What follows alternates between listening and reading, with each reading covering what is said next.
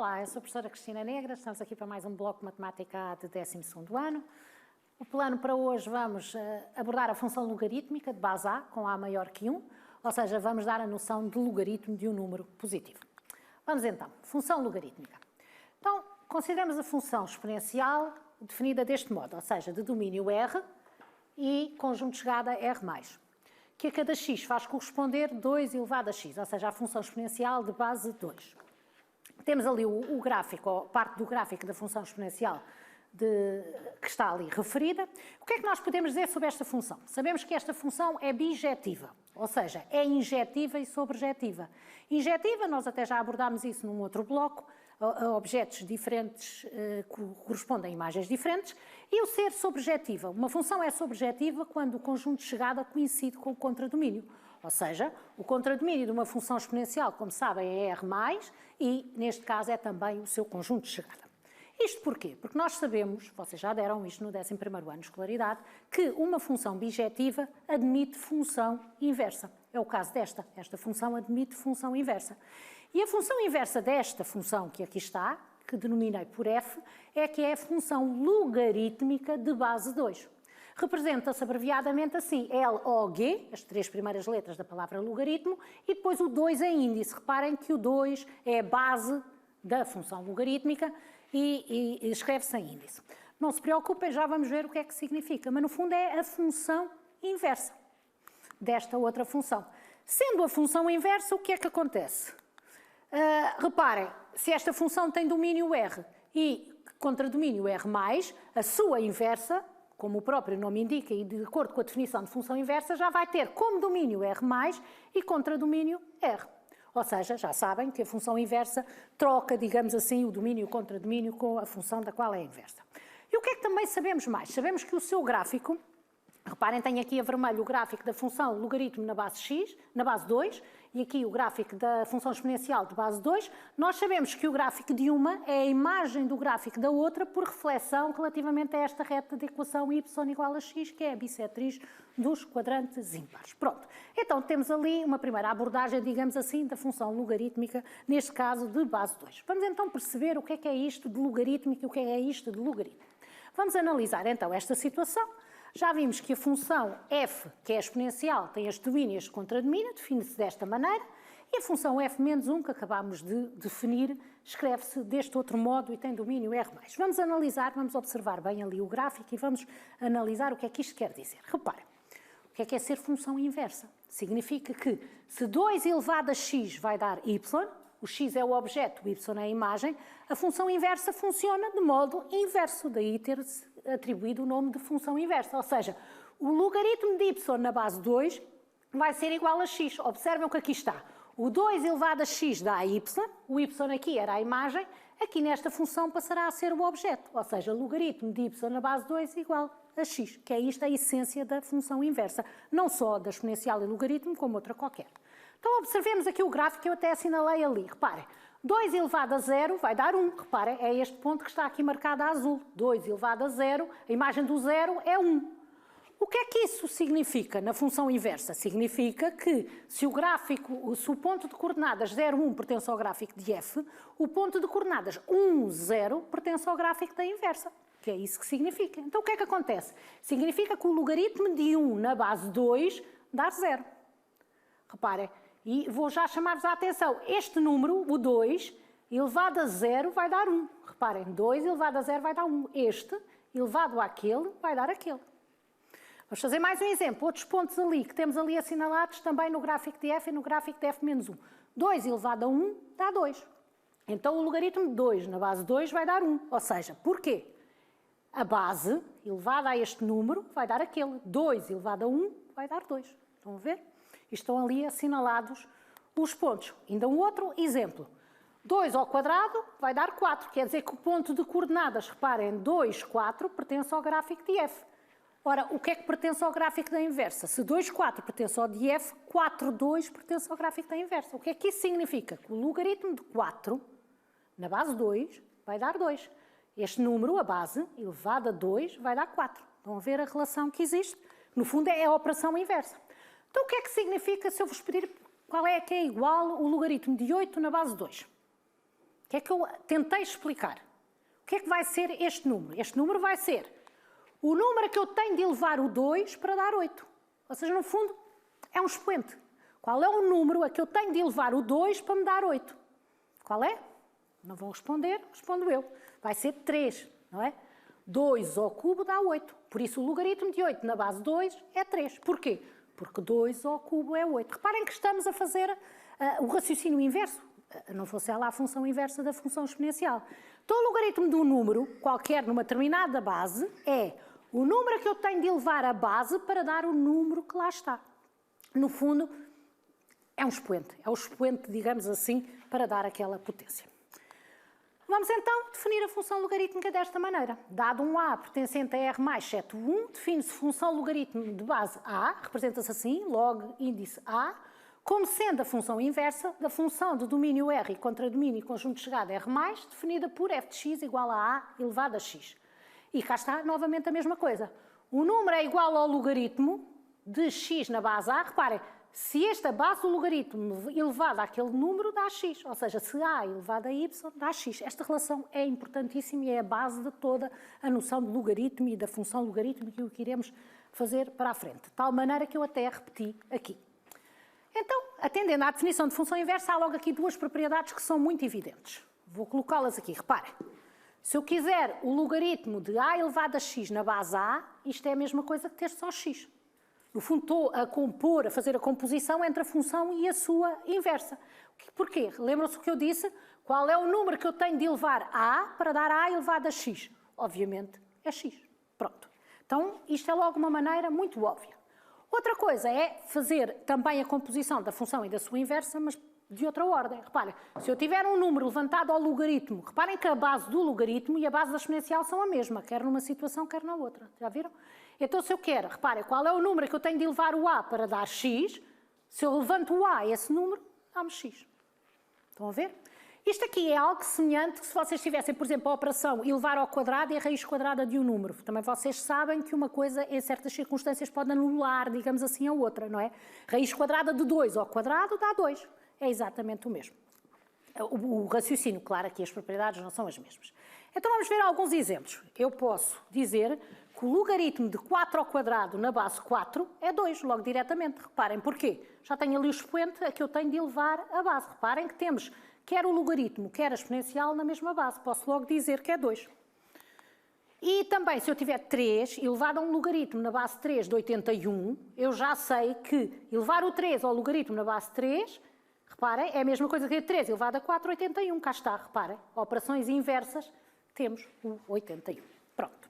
Vamos ver ainda mais uns exemplos, que é para perceberem que realmente é uma noção muito interessante e que nos vai permitir fazer muitas coisas e avançar um pouco aqui neste campo da matemática. Cá está a nossa regra base, muito importante. Este, o A, elevado a Y, é igual ao X. Este número, elevado àquele, vai dar aquele. Importantíssimo. Bem, então, sendo assim, vamos aqui este exercício simples para começarmos, que é completar de modo a obter afirmações verdadeiras. Se quiserem pensar um pouquinho, podem pausar o vídeo, senão eu, claro, vou dar a resposta. Reparem, 2 elevado a 5 dá 32, então quer dizer que o logaritmo de 32 na base 2 vai ser 5, como é óbvio. 2 elevado... Reparem como eu faço com o dedo, reparem. Este elevado àquele vai dar aquele. 2 elevado a 5 vai dar 32. Estão a ver? Agora aqui, qual é o expoente que eu tenho que colocar no 3 para obter 27? Vai ser 3. 3 ao cubo é 27. Então quer dizer que o logaritmo de 27 na base 3 vai ser 3. O número que eu tenho de elevar o 3 para dar 27. E agora este aqui, o logaritmo de b na base 5 dá π. O que é que isso significa? Reparem ali na regra. Significa o quê? Que 5 elevado a π vai dar b. Ou seja, b vai ser 5 elevado a π, que neste caso é um número irracional. Sim? Está percebido? Vamos avançar um pouquinho mais, continuando aqui na noção de logaritmo, e vamos agora aqui. Pronto, se estivéssemos em aula, vocês agora teriam um tempinho para determinar. A experiência diz-me que vão determinando, percebem a regra, e era muito mais interessante do que eu estar aqui a expor. Aqui não vamos ter tempo, por isso eu vou explicar então como é que determinamos este valor. Eu quero o logaritmo de a linha A, indica o valor de, eu quero a linha A, quero o logaritmo de 125 na base 5. No fundo, estou-vos a perguntar o quê? Qual é o expoente que eu tenho que pôr no 5? A que número devo elevar o 5 para obter 125? No fundo, é esta a questão. Então, reparem, o que é que eu sei de 125? Sei que 125 é uma potência de 5, é 5 ao cubo. Então, sendo assim, qual é o número que eu tenho de elevar o 5 para dar 125? Vai ser 3. Então, o logaritmo de 125 na base 5 é 3. Agora, a linha B, que era o logaritmo de 1/9 na base 3. Já perceberam que a ideia é se eu transformar 1/9 numa potência de base 3, que era para depois poder ver qual é o expoente. Então, 1/9 numa potência de base 3 vai ser 3 elevado a menos 2. Não se esqueçam, 3 elevado a menos 2 é 1 sobre 3 ao quadrado, que é 1/9. Então, sendo assim, já viram, o logaritmo de 1/9 na base 3 vai ser menos 2. Cá está o expoente, estão a ver? Reparem, 1/9, não, 3 elevado a menos 2 vai dar 1/9.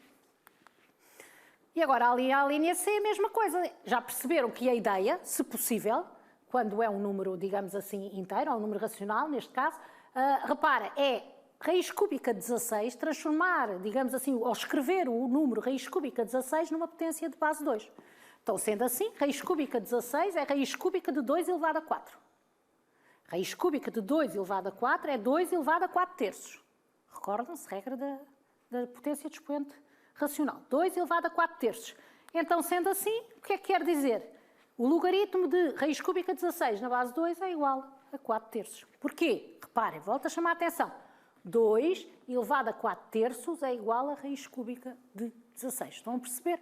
A regra é sempre esta. Correndo o risco de me estar a repetir, isto é mesmo muito importante e é, digamos, aqui que está o cerne da questão e o mais importante.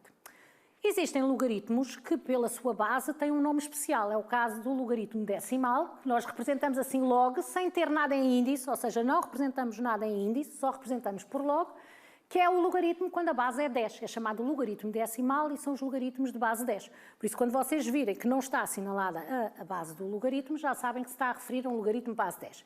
Um exemplo. Logaritmo de 100. Reparem, não tem cá a base em índice. Logaritmo de 100 significa que eu estou a escrever o logaritmo de 100 na base 10. Quando é na base 10, omite-se a base. E vou pensar mais uma vez. Qual é o número que eu tenho de levantar o 10, de elevar o 10 para dar 100? Ou 100 é uma potência de 10, é 10 ao quadrado. Então é 2. Reparem, o logaritmo de 100 é 2. E claro, porque 10 ao quadrado dá 100. Outro exemplo ainda, reparem. Logaritmo de 0,1. Logaritmo de 0,1 na base 10. 10 elevado a menos 1 dá 0,1. Cá está. É menos 1. Porquê? Porque 10 elevado a menos 1 é 0,1. Este tipo de logaritmo na base 10, qualquer calculadora científica ou calculadora gráfica tem este logaritmo. Reparem, é uma tecla, tem assim log, escrito, LOG, e repara, logaritmo de 100, 2, logaritmo de 0,1, menos 1. Um espetáculo esta calculadora.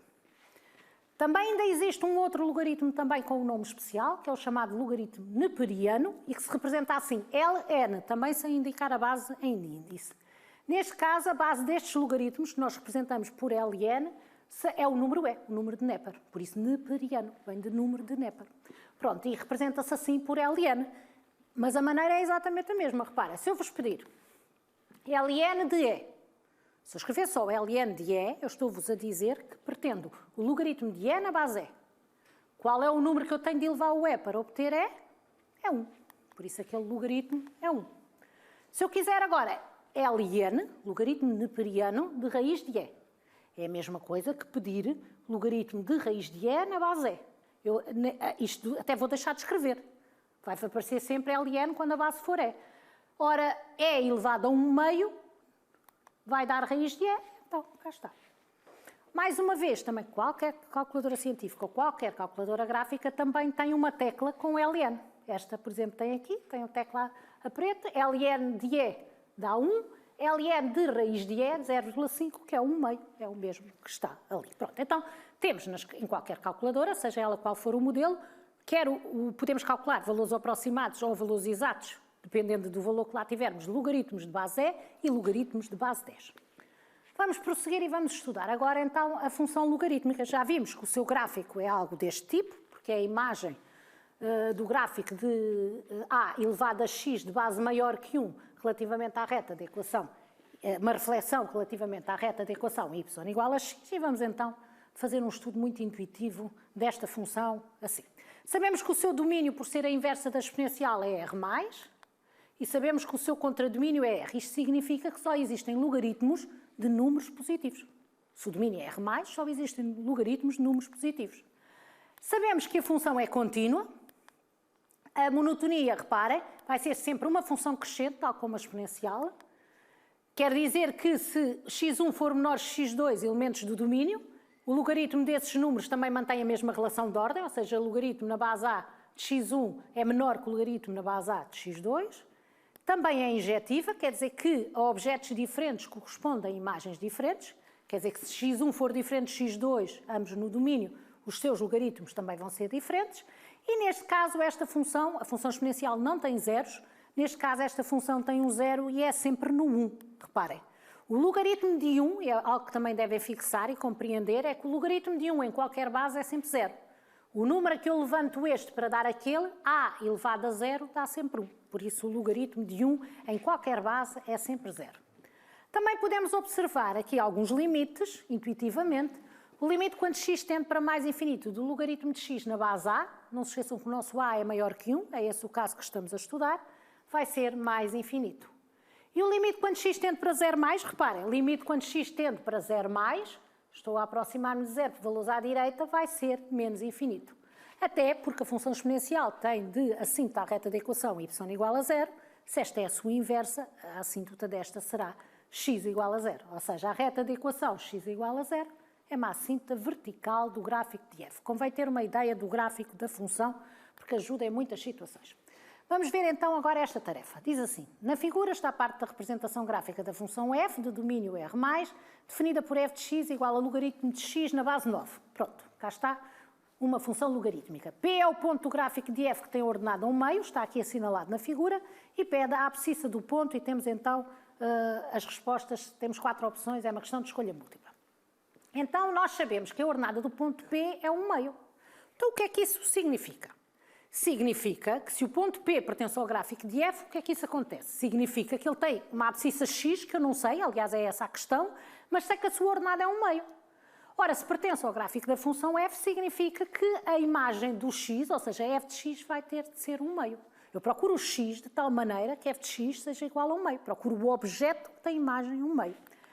Ora, no fundo vou dar o quê? Vou dar a isto, f de x igual a 1/2, ou seja, substituindo pela expressão analítica da função, que é logaritmo de x na base 9 igual a 1/2. Ora, recordam-se como é que saímos daqui? Recordam-se daquela regra muito importante? O que é que isto quer dizer? Que o 9, levantado a 1/2, vai dar x. Lembram-se? Este, levantado àquele, vai dar este. Então quer dizer que o x, ou 9 elevado a 1/2, é igual a x. 9 elevado a 1/2, como sabem, é raiz de 9. Raiz quadrada de 9. X igual a raiz de 9. X igual a 3. Ou seja, encontramos a solução, não é? Foi, no fundo, descobrir quando é que aquele logaritmo de base 9 dava 1/2. É para x igual a 3. Olhando as opções de resposta, trata-se da opção C. Pronto. Vamos ver ainda uma outra tarefa. Diz assim, na figura está representada parte do gráfico da função f definida, e neste caso temos f de x igual a 3, mais logaritmo na base 2 de x mais 2, reparem que já há aqui algo de diferente, e aqui este 3 cá fora. Sabe-se que os pontos, vou aqui afastar para vocês verem a figura, sabe-se que os pontos A, B e C pertencem ao gráfico de f, como está lá representado. O ponto B pertence ao eixo ao y, além de pertencer ao gráfico de f. O ponto A tem abscissa menos 1, então aqui é menos 1, e o ponto C tem ordenada 5. E temos duas questões, diz assim, indica a equação da assíntota do gráfico de f e a linha B determina as coordenadas dos pontos A, B e C. Bem, então vamos lá começar. Primeiro que tudo, chamar-vos a atenção que esta função já não é aquela função logarítmica. É uma função que deriva, digamos assim, dessa função logarítmica. Ou seja, é uma transformada, podemos assim dizer, de uma função logarítmica. Isto porquê? Porque tem aqui este 3, cá fora, reparem, e também, em vez de ser logaritmo de x, é x mais 2. Vocês já sabem que isso provoca há uma transformação relativamente a uma certa função. Então vamos pensar assim. Vou chamar g à função logarítmica definida por g de x igual a logaritmo de x na base 2. Esta sim, uma função logarítmica, certo? E o que é que eu vou fazer? Vou comparar esta função, ou o gráfico desta função, com o gráfico daquela. Então, observando uma e comparando com a outra, o que é que nós sabemos? Sabemos que o f de x vai ser igual a 3 mais g de x mais 2. O que é que isto significa? Significa que o gráfico da função f é um transformado, ou a imagem do gráfico da função g, através de uma translação de vetor menos 2, 3. A translação de vetor de coordenadas menos 2, 3. Se quisermos dizer isto de um modo muito informal e muito pouco preciso, menos quer dizer que vai fazer 2 para a esquerda e sobe 3.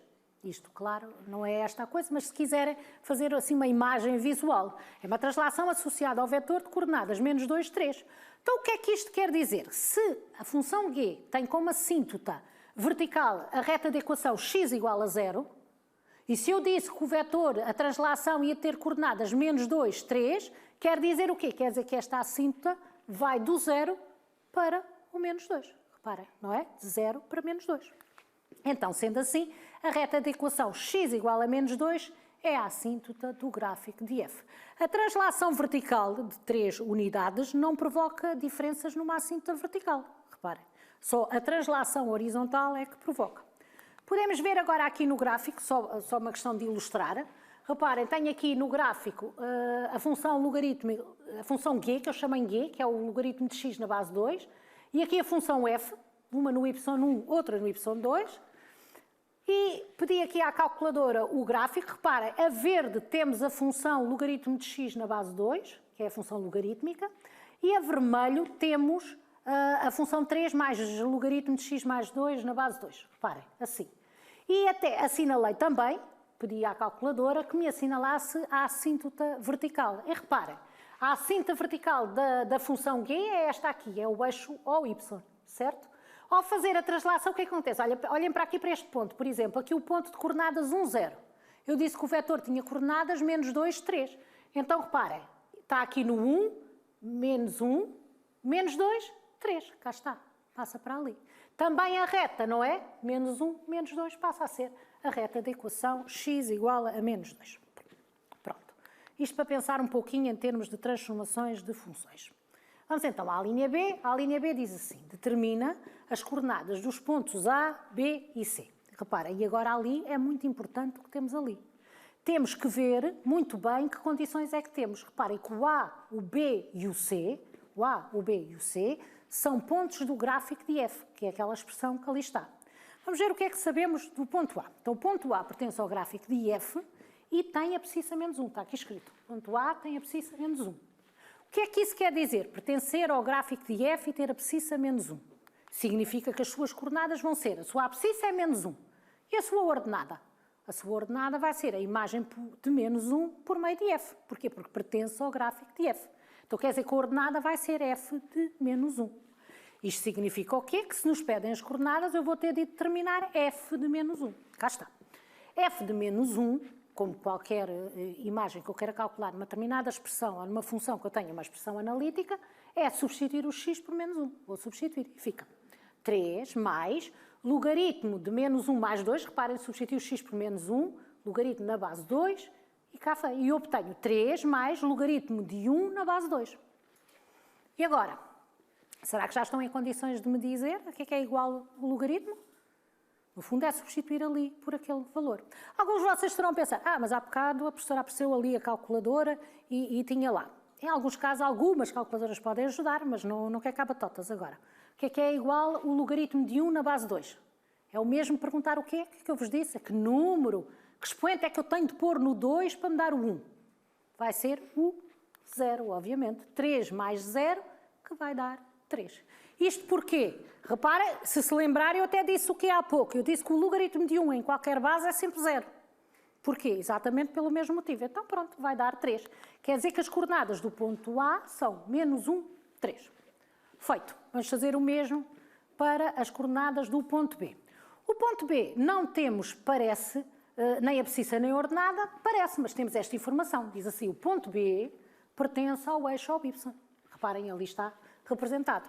Então, se pertence ao eixo OY, o que é que nós sabemos sobre o ponto B? Sabemos a sua abscissa, sabemos que a abscissa vai ser 0.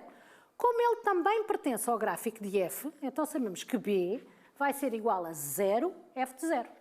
0 no x porque pertence ao eixo OY. E f de 0 porque é um ponto do gráfico de f. Reparem que está aqui no gráfico de f. Como é que determinamos f de 0? Substituindo. Então, f de 0 vai ser igual a 3 mais, e vamos substituir o x por 0. E fica 0 mais 2. 0 mais 2 é 2, e então ficamos com 3 mais logaritmo de 2 na base 2. Mais um tempinho, logaritmo de 2 na base 2, ou, perguntando por outras palavras, qual é o expoente, a que número é que eu tenho de elevar o 2 para obter 2? Vai ser 1, obviamente. 3 mais 1, que vai dar 4. Esta era a parte da aula em que eu faria muito pouco. Eu só perguntava e vocês só respondiam. Isto era um espetáculo. Assim, olha, não tenho muita sorte. Então tenho 4. Então quer dizer que as coordenadas do ponto B vão ser 0, 4. Ou seja, aquele ponto ali tem coordenadas 0, 4. O que é que me falta para concluir o exercício? Falta-me determinar as coordenadas do ponto C. E reparem, mais uma vez, temos de ir ao enunciado do exercício e perceber o que é que temos. Sabemos o quê? Que o ponto C tem ordenada 5, mas também pertence ao gráfico de F. Então, o que é que acontece? O que é que nós chamamos do ponto C? Por ter ordenada 5, sabemos que a imagem vai ser 5.